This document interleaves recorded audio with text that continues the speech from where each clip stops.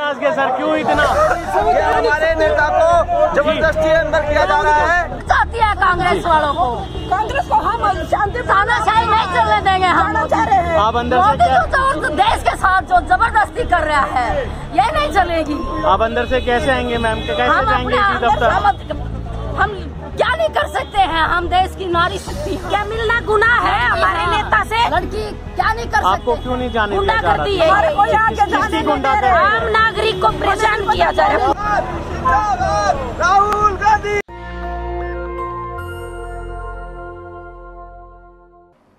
Central Delhi को छावनी में तब्दील कर दिया गया है क्योंकि आज 13 जून को राहुल गांधी को ईडी के सामने पेश होना था।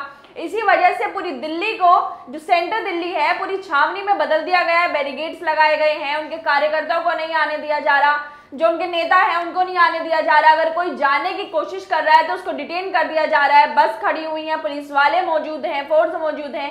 आप ये वीडियो देखिए, आपको खुद समझ में आएगा कि इस तरह से जो लोग वहां पर जा रहे हैं उन्हें डिटेन कर लिया गया है, प्रदर्शन नहीं करने दिया जा रहा है। ईडी के सामने आज राहुल गांधी को पेश होना था, लेकिन जो उनके कार्यकर्ता हैं उनको उन तक पहुंचने नहीं दिया जा रहा। आप ये वीडियो देखिए पहले। राहुल गांधी कहाँ जा रहे हो? हम राहुल गांधी जी के क्या कहना चाहते हो? ये तानाशाही सरकार के खिलाफ। किसकी तानाशाही? राहुल गांधी जिंदाबाद। राहुल गांधी किसकी? सरकार डरती है तो पुलिस को राहुल गांधी जिंदाबाद। राहुल गांधी जिंदाबाद। राहुल गांधी जिंदाबाद। संविधान की शक्तियों का राहुल गांधी जिंदाबाद।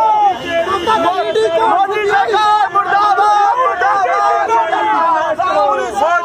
राहुल गांधी से त्रस्त करो। राहुल गांधी जिंदाबाद। जिंदाबाद।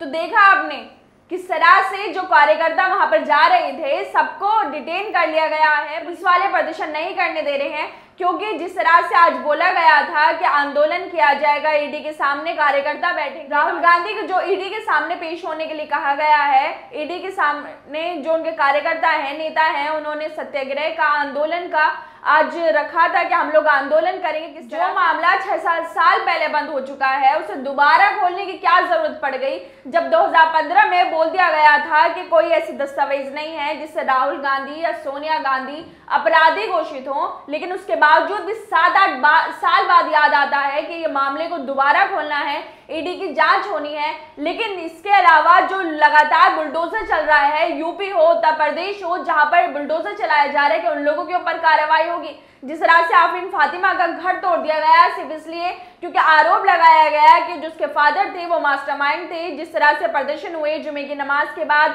नुपुर शर्मा प्रॉफिट मोहम्मद साहब पर जो बयानबाजी देती है, विवादास्पद बयान देती हैं, उस पर जो लोग हैं जुमे की नमाज के बाद प्रदर्शन करते हैं, उसकी वजह से बोला गया कि उसके फादर मास्टरमाइंड थे, इसलिए उनका घर ढहा दिया गया। आप सोच सकते हैं कि कानून की, संविधान की कोई यहाँ पर किस तरह से धज्जियां उड़ाई जा रही हैं। क्या अगर कोई इंसान जिस पर आरोप लगता है कि उसके घर पर बुलडोजर चलवाया जाता है, कि जगह जगह पर जहां दलितों को अंदर जाने नहीं दिया जा रहा, मंदिरों के अंदर नहीं जाने दिया जाता, उनको मारपीट की जाती है, जाति सूचक गालियां दी जाती है, क्या उन लोगों के घर पर बुलडोजर चलेगा? जो लगातार मुसलमानों के खिलाफ हिंसा फैलाते हैं, धर्म संसद करते हैं, लगातार उनको मारने पीटने की बात करते हैं, क्या उनके घरों पर बुलडोजर चलेगा? सिर्फ मुसलमानों के ऊपर क्यों सिर्फ मुसलमानों के ऊपर बुलडोजर चलाया जा रहा है, उनके घर को ढहाया जा रहा है जिस तरह से लगातार। और अब ये खबर सामने आ रही है कि राहुल गांधी जब ईडी में पेश होने के लिए जा रहे थे, जो उनके समर्थक थे, उनके नेता थे, सबको डिटेन कर लिया जा रहा है, किसी को उनसे मिलने नहीं दिया जा रहा। क्योंकि जो आज आंदोलन का उन लोगों ने आह्वान किया था कि जिस तरह से भाजपा सरकार अपनी मनमानी कर रही है, लोगों के ऊपर अत्याचार जो यहाँ पर सरकार में हो रहा है, ऐसे कांग्रेस वाले जो उनका मानना है कि जिस तरह से भाजपा सरकार अपनी मनमानी कर रही है, लोगों को ऊपर बुलडोजर चला रही है, मिलने नहीं दिया जा रहा है। हिंसा जो कार्यकर्ता थे वो मौजूद थे ईडी के सामने, लगातार राहुल गांधी के साथ जाने की कोशिश कर रहे थे, ईडी के दफ्तर के सामने प्रदर्शन करने की कोशिश कर रहे थे। ये मेरे साइड में किस तरह से जो महिलाएं हैं, जो महिलाएं भी पहुंची थी, उनको भी डिटेन कर लिया गया, पुरुष गए, महिलाएं गई थी। देश में पहली बार ऐसा हो रहा है कि जब कोई नेता ईडी के समक्ष पेश हो रहा है तो इतनी तगड़ी सिक्योरिटी लगाई गई है, पूरे छावनी में तब्दील कर दिया गया, बैरिकेड्स लगा दिए गए, लोगों को डिटेन किया जा रहा है, प्रदर्शन नहीं किया जा रहा। संविधान हमें अधिकार देता है प्रदर्शन करने का, तो उन लोगों को क्यों रोका जा रहा है? किस तरह से अपने ऑफिस से निकलकर राहुल गांधी ईडी पहुंचे, उनके समर्थक थे उनके साथ, लेकिन किसी को भी जाने नहीं दिया जा रहा। ईडी के बाहर जो लोग लगातार प्रदर्शन की बात कर रहे थे उनको रोक दिया जा रहा है। लेकिन इससे अलग कुछ ऐसे मामले भी हैं जो जिस तरह से जो भाजपा सरकार है लगातार बुलडोजर चल रहा है, या फिर जो उनके खुद के नेता हैं। इस पर काश इफ काकिब नाम के एक यूजर लिखते हैं ट्विटर पर, जब समाजवादी सरकार परेशान कर रही थी तो आप पार्लियामेंट में फवक कर रो रहे थे। वक्त बदला, आप सीएम बने और सीएम बनते ही खुद पर अपराध के 2000, 1-2 नहीं, 100-200 नहीं, आप सोचिए 2000 मामले कानून लाकर खुद वापस ले लिए। आज आप सत्ता में हैं, सिर्फ आरोप लगाकर घर तोड़ रहे हैं। कल आप जहां खड़े थे जहां वहां कोई और खड़ा है। आप सोच सकते हैं कि सीएम योगी के ऊपर ये आरोप लगा रहे कि 2000 मामले उनके ऊपर थे, लेकिन खुद ही कानून लाए और खुद ही अपने जो उनके ऊपर आरोप लगे थे या दोषी जिसमें पाए गए थे सबको खत्म कर लिया। तो आप सोच सकते हैं जब सीएम योगी के ऊपर इतने सारे मामले दर्ज थे तो क्या उनके ऊपर जांच नहीं होनी चाहिए? क्या उन सब लोगों के ऊपर बुलडोजर नहीं चलना चाहिए जो अपराधी हैं, जो सत्ता में बैठे हुए हैं? जब आम लोगों के ऊपर आरोप लगने पे बुलडोजर चला दिया जाता है तो क्या उन लोगों पर बुलडोजर नहीं चलना चाहिए जो सच में आरोपी हैं, जो सच में दोषी हैं? इस पर आपको और हमको सोचना चाहिए कि देश किस तरफ जा रहा है, किस तरफ जो सरकारें हैं वो देश को लेके जा रही है, किस तरह से भेदभाव बढ़ता जा रहा है, किस तरह से बुलडोजर चलाया जा रहा है। कानून जब है इस देश में, संविधान जब है इस देश में, तो क्या जरूरत है किसी के घर पर बुलडोजर चलाने की? लगातार ऐसे मामले सामने आ रहे हैं, अगर कोई आरोपी पाया जाता है उसके घर पर बुलडोजर चलवा देते हैं, तो क्या उन लोगों के ऊपर बुलडोजर चलेगा जो सच में आरोपी हैं? क्या नुपुर शर्मा के घर पर बुलडोजर चलेगा? क्या जिंदल के घर पर बुलडोजर चलेगा?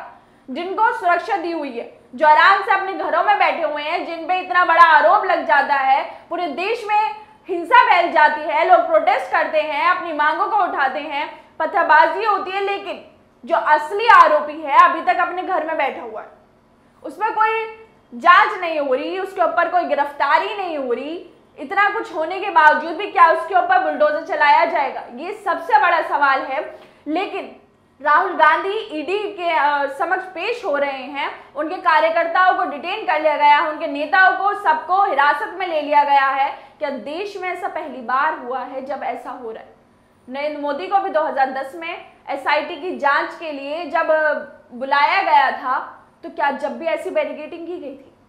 क्या जब योगी आदित्यनाथ पे आरोप लगे उनकी जांच की मांग होनी चाहिए कि जिस तरह से उनके ऊपर आरोप लग रहे हैं या फिर जिस तरह से केस दर्ज उनके ऊपर हुए हैं, आरोपी पाए गए हैं, क्या उनके ऊपर जांच नहीं होनी चाहिए? या जिस तरह से बैरिकेड्स लगा दिए गए हैं, राहुल गांधी जब ईडी में पेश हो रहे हैं, क्या ये करना सही है? खैर, आप लोग अपनी प्रतिक्रिया जरूर दें और बाकी खबरों के लिए देखते रहिए नेशनल दस्तक। नेशनल दस्तक की आपसे गुजारिश है कि अगर इसको बचाना चाहते हैं तो नेशनल दस्तक को सब्सक्राइब करने के लिए रेड कलर के सब्सक्राइब बटन को दबाएं, फिर बेल आइकन की घंटी दबाएं। नेशनल दस्तक को बचाने के लिए बहुत जरूरी है कि हर खबर को शेयर करें, लाइक करें, कमेंट जरूर करें।